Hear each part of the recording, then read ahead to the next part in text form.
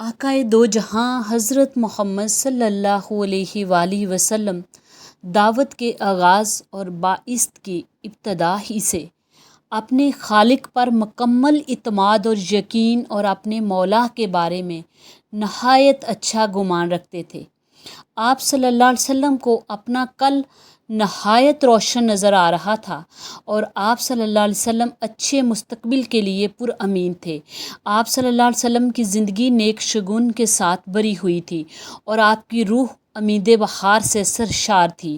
آپ صلی اللہ علیہ وسلم نے آپ کے رب نے آپ صلی اللہ علیہ وسلم کو بشارت دی کہ ہم نے آپ صلی اللہ علیہ وسلم کا سینہ کھول دیا اور آپ صلی اللہ علیہ وسلم کو ہمیشہ پر امید رکھیں گے۔ چنانچہ فرمایا، اے نبی، کیا ہم نے آپ کے لیے آپ کا سینہ نہیں کھول دیا؟ اللہ تعالیٰ نے آپ کا سینہ کھول دیا تو آپ صلی اللہ علیہ وسلم نہایت وسیع الظرف ہو گئے۔ آپ کا سینہ نور سے چمک اٹھا اور دنیا کے ہر طرح کے حالات کا مقابلہ کرنے کے قابل ہو گیا۔ اور سب سے خوبصورت شگن تو آپ صلی اللہ علیہ وسلم کا اسم گرامی محمد صلی اللہ علیہ وآلہ وسلم میں ہے، کیونکہ تمام تعریفیں اللہ نے اس نام میں ہی جمع کر دی ہیں۔ اللہ نے آپ صلی اللہ علیہ وآلہ وسلم کو نہایت صاف دل اور ہمیشہ پر امید رہنے والا بنایا۔ چہرے پر ہمیشہ مسکراہٹ ہوتی، مایوسی اور دل شکستگی سے کوسوں دور ہمیشہ آگے بڑھنے کا حوصلہ اور عزم رکھتے۔ جب پہاڑوں کا فرشتہ آپ صلی اللہ علیہ وسلم کی خدمت میں حاضر ہوا، اگر حکم ہو تو آپ کو اذیت دینے والوں کو مکہ کے دو پہاڑوں کے درمیان کچل دوں؟ تو آپ صلی اللہ علیہ وسلم نے بڑے وثوق اور امید سے فرمایا، بلکہ مجھے امید ہے کہ اللہ تعالیٰ ان کی پشتوں سے ایسے لوگ نکالے گا جو اکیلے اللہ کی عبادت کریں گے اور اس کے ساتھ کسی کو شریک نہیں ٹھہرائیں گے۔ اللہ کے فضل و کرم، اس کی رحمت اور نبی اکرم صلی اللہ علیہ وسلم کے نیک شگن اور اپنے مولا کے بارے میں اچھے گمان کی برکت سے ایسے ہی ہوا۔ ابتدائے رسالت اور آغاز سفر ہی سے آپ ان نہایت پر عزم اور عالی ہمت تھے۔ آپ صلی اللہ علیہ وسلم نے ہمیشہ امید کے دیپ جلائے اور کائنات میں پھیلی مایوسی کو ختم کیا۔ شدید ترین حالات میں اور پے در پے مصائب میں اپنی امید کی ٹھنڈک سے ان کے دلوں کو تسکین پہنچائی اور یہ بشارت سنائی کہ دنیا عن قریب ان کے تابع ہو جائے گی۔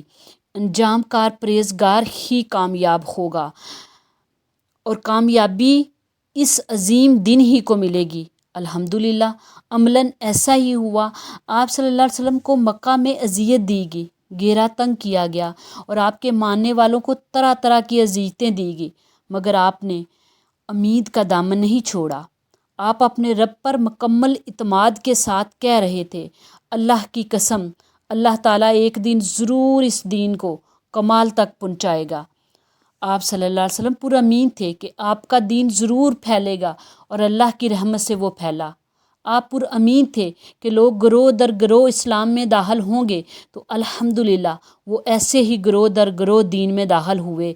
آپ صلی اللہ علیہ وسلم نے بڑی شان و شوکت اور محبت سے وفود عرب کا استقبال کیا اور اللہ تعالیٰ کا یہ فرمان سچ ثابت ہوا، اے نبی، جب اللہ کی مدد اور فتح آ جائے اور آپ لوگوں کو دیکھیں گے کہ وہ اللہ کے دین میں فوج در فوج داخل ہو رہے ہیں، تو آپ اپنے رب کی حمد کے ساتھ تسبیح کیجئے اور اس سے بخشش مانگیے، بلا شبہ وہ ہمیشہ سے بہت زیادہ توبہ قبول کرنے والا ہے۔ نبی کریم نہایت کٹھن اور مشکل حالات میں بھی پر امید رہے۔ جب آپ صلی اللہ علیہ وسلم غار ثور میں چھپے اور آپ کے ساتھ آپ کے رفیق سیدنا ابو بکر صدیق رضی اللہ تعالیٰ عنہ تھے، تو مشرکین غار کے دہانے پر پہنچ گئے۔ وہ نبی کریم صلی اللہ علیہ وسلم کو قتل کرنے کے لیے تلاش کرتے کرتے وہاں آ پہنچے تھے، مگر رسول اللہ صلی اللہ علیہ وسلم اللہ کی امان، نگرانی اور حفاظت میں تھے۔ اللہ تعالیٰ نے آپ صلی اللہ علیہ وسلم پر سکینت اور وقار نازل فرمایا، آپ کے دل کو یقین اور توکل سے مالا مال کیا اور تمام امور اللہ کے سپرد کرنے کی توفیق بخشی۔ آپ صلی اللہ علیہ وسلم گویا اللہ کی انس و رضا کی جنت میں تھے کہ آپ کو کوئی بے چینی، کوئی بے قراری، خوف، غم اور حزن و ملال تھا ہی نہیں۔ اس لیے اللہ تعالیٰ نے اس صورتحال کا یوں نقشہ کھینچا، اگر تم اس نبی کی مدد نہیں کرو گے تو تحقیق اللہ نے اس کی اس وقت مدد کی تھی جب کافروں نے اس کو مکہ سے نکال دیا تھا۔ وہ دو میں دوسرا تھا جب کہ وہ دونوں غار میں تھے۔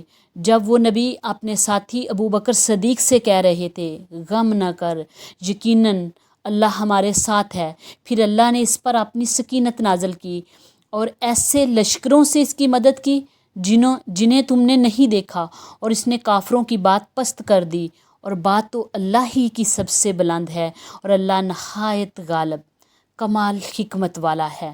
حضرت سیدنا ابو بکر صدیق رضی اللہ تعالیٰ ان مشکل حالات کی تصویر کشی یوں کرتے ہیں: میں نے نبی اکرم صلی اللہ علیہ وسلم سے عرض کیا جب کہ میں غار میں تھا، اگر ان میں سے کسی نے اپنے قدموں کی طرف دیکھا تو وہ ضرور ہمیں بھی دیکھ لیں گے۔ یہ سن کر آپ نے فرمایا، اے ابو بکر، تیرا ان دو کے بارے میں کیا خیال ہے جن کا تیسرا اللہ ہے؟ آپ کا ایک جملہ، تیرا ان دو کے بارے میں کیا خیال ہے جن کا تیسرا اللہ ہے، سینکڑوں کتابوں اور اچھے شگن سے کیے جانے والے تمام مکالمات پہ باری ہے۔ اللہ تعالیٰ پر اعتماد، یقین اور توکل ہی آپ کی کل متاع تھی، جبکہ آپ اپنے ساتھی سے کہہ رہے تھے غم نہ کرو، یقیناً اللہ ہمارے ساتھ ہے۔ ہم مکمل یقین اور وثوق سے کہہ سکتے ہیں کہ امید کے حوالے سے اس سے زیادہ مؤثر، شرین، لطیف، روشن اور حوصلہ افزا کلمہ کوئی نہیں ہو سکتا۔ کیا اس سے زیادہ تیز رفتار پیغام کوئی ہو سکتا ہے جو اتنی جلدی اطمینان و سکون اور اللہ پر اعتماد کو اس درجہ تک پہنچا دے؟ یقیناً ایسی تاثیر کسی دوسرے جملے میں نہیں۔ آپ صلی اللہ علیہ وسلم دشمن سے برسرِ پیکار ہو کر بھی پر امید رہے۔ قریش مکہ نے اسلحہ اور جنگی ساز و سامان سے لیس ایک مضبوط لشکر آپ سے جنگ کرنے کے لیے تیار کیا۔ ان کے پاس اونٹ اور گھوڑے بھی وافر تھے۔ میدان بدر میں رسول اکرم صلی اللہ علیہ وسلم فوراً اللہ کی طرف رجوع کیا اور اپنے رب سے دعا و مناجات کرنے لگے، یہاں تک کہ آپ صلی اللہ علیہ وسلم کی چادر آپ کے کندھوں سے گر گئی۔ سیدنا ابو بکر صدیق رضی اللہ تعالیٰ عنہ آگے بڑھے اور آپ کی چادر اٹھا کر آپ صلی اللہ علیہ وسلم کے کندھوں پر رکھی۔ پیچھے سے آپ صلی اللہ علیہ وسلم کو اپنی باہوں میں لے کر عرض کیا، اللہ کے نبی صلی اللہ علیہ وسلم، اپنے رب سے آپ کا مانگنا اور پکارنا کافی ہو گیا، وہ آپ سے کیا ہوا وعدہ جلد ہی ضرور پورا کرے گا۔ اس پر اللہ عز و جل نے یہ آیت نازل فرمائی، یاد کرو جب تم اپنے رب سے فریاد کر رہے تھے، اس نے تمہاری فریاد قبول کر لی اور کہا کہ بے شک میں ایک دوسرے کے پیچھے آنے والے 1000 فرشتوں سے تمہاری مدد کروں گا۔ آپ صلی اللہ علیہ وسلم نے اپنے رب سے گریہ زاری جاری رکھی۔ صبح فجر کی روشنی پھیلنی شروع ہوئی تو آپ صلی اللہ علیہ وسلم اپنے خوبصورت اور مسکراتے چہرے کے ساتھ صحابہ اکرام کے پاس تشریف لائے اور اللہ پر پورا اعتماد اور یقین سے پر امید انداز میں فرمایا، اللہ کی برکت کے ساتھ چلو اور خوش ہو جاؤ۔ بلا شبہ اللہ تعالیٰ نے دو میں سے ایک گروہ کا مجھ سے وعدہ کیا ہے۔ اللہ کی قسم، گویا میں اب بھی وہ جگہیں دیکھ رہا ہوں جہاں کافر مردار ہو کر گریں گے۔ اللہ تعالیٰ نے اس مارکے کے بارے میں فرمایا، اور جب اللہ تم میں سے دو گروہوں میں سے ایک کا وعدہ کر رہا تھا کہ یقیناً وہ تمہارے لیے ہے، اور تم چاہتے تھے کہ جو غیر مسلح تجارتی قافلہ ہے وہ تمہارے ہاتھ لگے گا، اور اللہ کا ارادہ یہ تھا کہ وہ اپنے احکام کے ساتھ حق کو ثابت کر دکھائے اور کافروں کی جڑ کاٹ دے، تاکہ وہ حق کو حق کر دکھائے اور باطل کو باطل کر دکھائے، اگرچہ مجرم لوگ اسے ناپسند ہی کریں۔